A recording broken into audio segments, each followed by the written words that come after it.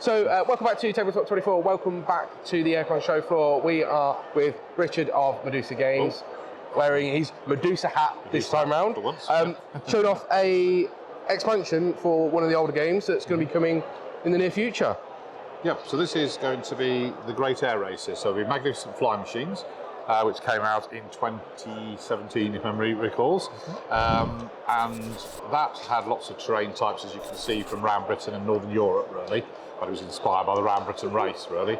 Then we thought, well, okay, well, there are all these other air races around the rest of Europe and elsewhere in the world, because in the period of about 1909 to about 1911-12, everyone was at it. So there were air beatings and air races in California and in Spain and in Egypt and everywhere, basically. So we thought, well, it'd be good to be if you could actually recreate those specific races and do those things. So to do that, you need more terrain, I think. So we're going to have some actual proper alpine mountains, and the Pyrenees. These are obviously mock-ups at the moment, but you can get the idea of the art. You'll be able to sail across the sea, so cross channels or wherever it might be. And then there's things like desert, and this is like arid land. There's also going to be tundra, forest, and like ruins and things. So I mean, maybe a sort of Grecian, Roman feel to sort of that area. So between all of that, you'll be able to therefore recreate a number of these air races. So that'll be focused around these sort of air race cards. So this one is a promo that will actually be out at UK Games Expo, which will allow people to play one of the Great Air Races using the original components in the base game. So people who've got the original game, they might want to come and pick up the promo card. But that will demonstrate the concept using that. But by Essen in October, we hope to have out the Magnificent Flying Machines, the Great Air Races expansion, which will have 25 of these in, 15 of these, and all the relevant additional bits of weather conditions, and other bits and pieces, some new pilots, and various prizes that will be that you can do for like flying highest, the fastest, carrying the most passengers, those sorts of things.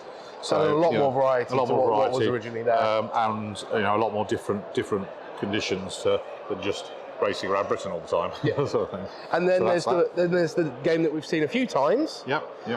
And we've seen it a little bit different. Yep. So this is Oranges and Lemons over here.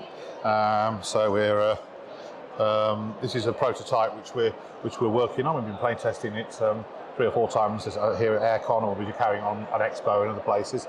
We're aiming for this to probably come out in October 24, so probably, or possibly at Expo 24 plus Essen 24. So this is a Euro worker placement game based on the nursery rhyme Oranges and Lemons. If you dig down into the history of that, we found 16 different verses, not the sort of just the 6 that people tend to be able to recite. And so we thought, well, that'd be great to do if we can tie activities to those areas. So in the game, you are a entrepreneur, merchant type person, and you're trying to basically make your fortune in 18th century London. So London's been rebuilt after the Great Fire, so we have the new St Paul's there. The buildings here, all this art, by the way, here is still just prototype art, but you can start to see the beginnings of art working towards a final release. And this will be done by the same artist that's done Fly Machines, Nine Worlds. So these will be gorgeous little areas with the fruit markets and people carrying lemons around and that sort of thing. And obviously the artwork's come a long way from obviously the prototype we very first saw. So very basic and things. And you can still really start to see where people are going to be taking advantage of the different sort of layout that's come up. So what you are normally is, to begin with, you start with the ability just to literally carry one of these goods cubes. And you've got to be able to carry more to be able to do things like deliver cargoes, do various things like that. So you can upgrade your transport network. You get your hand cart and your horse and cart and your ship. You can buy goods, you can sell goods into various locations around the board. That includes exports out of Britain from the docks at sort of Stephanie. You can get involved in the speculative long-distance shipments, where quite a lot of time people would back ships to go to various parts of the world, hoping they would come back with cargoes and things. Sometimes that worked, sometimes they didn't. And so they're represented with these sorts of tiles, some of which have nice juicy amounts of cargo on board, but some of them unfortunately are sunken ships and things. And that will is the risky, potentially high return, but maybe it doesn't work out element of the game. You can also get involved in the early stock market, which started around this period. where there are people buying, selling shares on this sort of speculative area. So those shipments coming back in affect radically the levels of the stock market. In fact, some of the companies would actually post a guy at the docks to race to the coffee shops where the stocks were bought and sold with the latest news about what was on the ships, so that they would get the advance notice and things. And you can get involved in politics, which in true democratic style, you can buy votes, basically.